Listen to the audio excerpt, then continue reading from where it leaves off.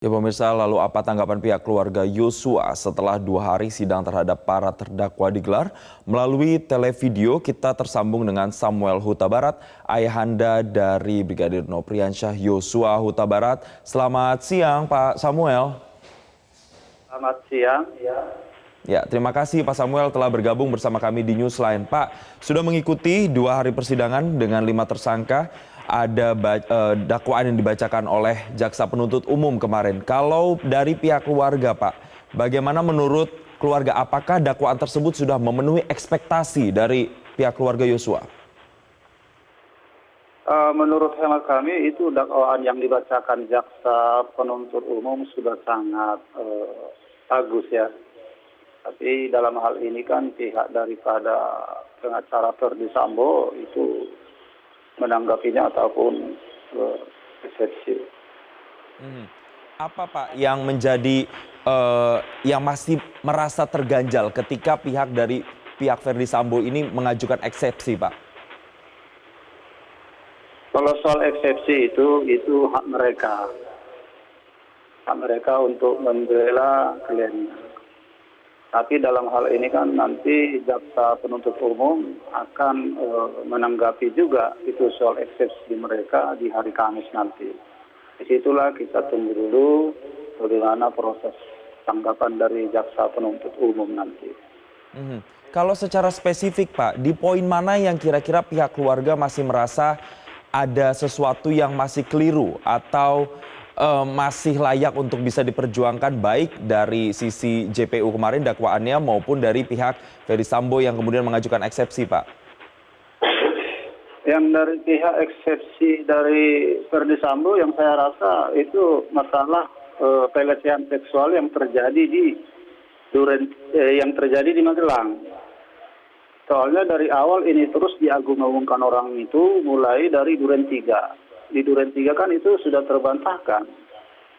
Tidak memenuhi unsur pidana. Makanya Barreskrim Polri menutup dengan SP3. Timbul lagi itu di Magelang. Seandainya terjadi itu di Magelang, mana buktinya, mana visumnya. Itu perlu pembuktian dan visum dan saksi. Jangan hanya opini-opini. Itu menyesatkan masyarakat. Baik, poin terkait adanya pernyataan pelecehan seksual yang terjadi di Magelang itu yang kemudian masih mengganjal bagi keluarga. Lalu kemudian di persidangan berikutnya, Putri Chandrawati, Pak, ketika ditanyai oleh majelis hakim apakah sudah mengerti dakwaan dari jaksa penuntut umum, Putri Chandrawati menyatakan tidak mengerti. Bagaimana pihak keluarga melihat atau menanggapi terkait respon dari Putri Chandrawati, Pak Samuel? Itu kan yang dibuat. Masa seorang dokter nggak mengerti? Nggak masuk di akal dong. Baik. Lalu bagaimana dengan persidangan yang hari ini, Pak? Dengan melibatkan Eliezer hari ini yang disidangkan secara terpisah, Pak. Apakah kemudian dakwaannya menurut pihak keluarga ini juga sudah tepat, sudah akurat? Dalam dakwaan yang dibacakan oleh Pak Jaksa tadi, memang sudah cukup bagus. Ataupun pihak Eliezer menanggapinya dengan mengatakan bahwa semua dakwaan yang dibacakan oleh jaksa penuntut umum sudah diterima orang itu. Dan mereka pun tidak mengajukan eksepsi. Nah, ini yang juga jadi poin penting, Pak. Berbeda dengan sebelumnya, misalnya kita bandingkan dengan Ferdy Sambo, untuk hari ini Eliezer tidak mengajukan eksepsi walaupun pihak kuasa hukumnya ini menyatakan ada beberapa catatan yang nantinya akan dibuktikan pada saat proses pembuktiannya nanti. Tanggapannya Pak Samuel? Ya, tanggapan kami soal itu yang memang harus perlu dibuktikan nanti apalagi di kesaksian. Kami sangat berharap kepada Baradae agar berbicara secara sejujurnya apa sebenarnya yang terjadi. Makanya terjadi hal-hal yang sudah merenggut nyawa anak kami. Saya rasa kalau hanya motif-motif soal pelecehan tidak mungkin. Pasti ada di balik ini lain hal lagi. Itulah yang sangat kami harapkan dari Baradae. Baik. Pak Samuel, selain kasus pembunuhan berencana ini juga yang kemudian diungkapkan dari pihak kuasa hukum keluarga Yosua, yang juga menjadi sorotan adalah terkait dengan ancaman-ancaman yang pernah dilontarkan atau disampaikan kepada almarhum Yosua, tapi tidak terlalu detail dijelaskan di surat dakwaan JPU. Tanggapannya Pak Samuel? Kalau soal komunikasi masalah ancaman-ancaman itu sama saya selaku ayah dan ibunya ataupun adik kakaknya tidak pernah diutarakan oleh almarhum Joshua, biar melalui telepon ataupun melalui WA.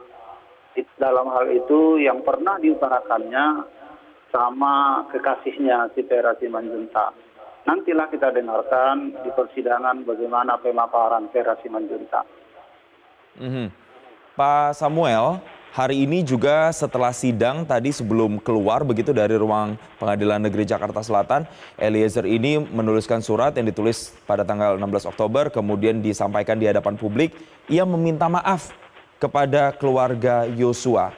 Bagaimana pihak keluarga merespon terkait dengan permintaan maaf ini, Pak Samuel? Ya, memang saya lihat dan saya dengar tadi Eliezer membacakan surat yang ditulisnya, surat permintaan maafan. Nah, itulah salah satunya selaku anak Tuhan. Dia sudah mengakui segala perbuatannya di hadapan masyarakat dan dia minta maaf kepada saya selaku ayah almarhum dan ibu dan semua kakak adik almarhum dan keluarga besar. Dalam hal ini dia tadi sudah menerangkan oleh sebab apa dia melakukan pembunuhan itu. Bahwa dia diperintah seorang atasannya adalah berpangkat jenderal. Artinya bukan dari lubuk hati dia untuk membunuh anak kami. Dalam hal ini ya memang di agama diajarkan untuk saling memaafkan. Itu semua ya kita selaku umat beragama harus merespon. Tapi sekarang ini kan sudah melalui proses hukum, kita jalani aja proses hukum selanjutnya. Baik, Pak Samuel, berarti ketika Eliezer menyatakan bahwa dirinya hanya mengikuti perintah atasan, pihak keluarga, khususnya Pak Samuel selaku ayahanda dari Yosua, menerima Pak alasan tersebut? Begini, waktu dia tadi membacakan permintaan maafan, saya lihat istri saya pun sempat meneteskan air mata. Begitu juga saya.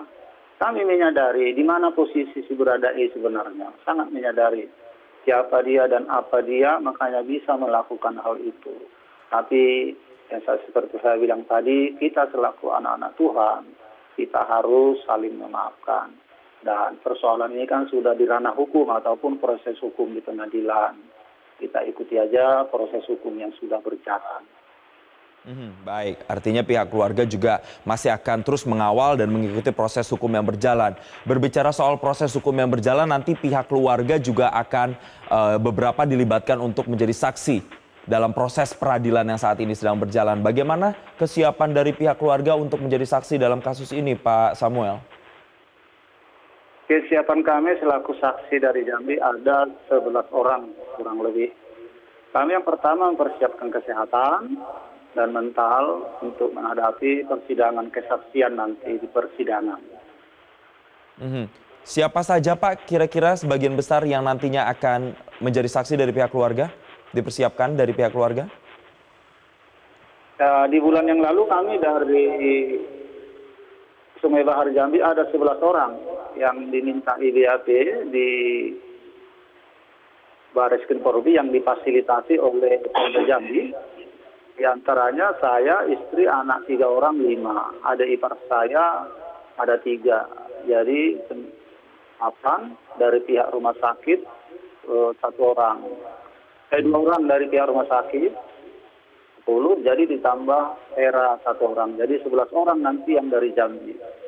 Baik, artinya dari pihak keluarga inti, kemudian pihak dari kolega dekat almarhum Yosua dan juga pihak rumah sakit nantinya akan dilibatkan dan memberikan keterangan dalam proses peradilan yang berjalan. Kita masih akan menunggu karena ini prosesnya juga masih akan panjang, setidaknya akan ada 12 proses peradilan yang akan dilewati sampai dengan tahapan putusan. Jika kemudian dilanjutkan dengan banding, maka juga akan masih berlanjut lagi di proses peradilan berikutnya di pengadilan tinggi. Kita akan sama-sama kawal bersama terkait dengan kasus ini. Pak Samuel Huta Barat, terima kasih atas waktunya dan sudah memberikan konfirmasinya bersama kami di Newsline siang hari ini.